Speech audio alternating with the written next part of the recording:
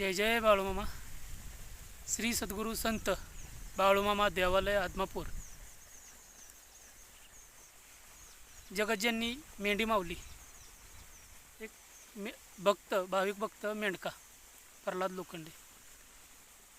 2022मध्ये 7.5 महिने 14 नंबर पालखीमध्ये मेंढी माऊलीची सेवा केली. सेवेचा आशीर्वाद. हे श्रीफळ दिलं होतं. 25-30 वर्ष आमच्या देवाऱ्यावर नारळ उगवत नव्हता. बाळूमामाची किमया लीला आपल्या देवाऱ्यावरती हा नारळ उगवून आलेला आहे. नारळ हा वर्षभराचा आहे. 1-2 महिन्यानं 1 वर्ष होईल. श्रावण महिन्यामध्ये उगवून आलेला आहे.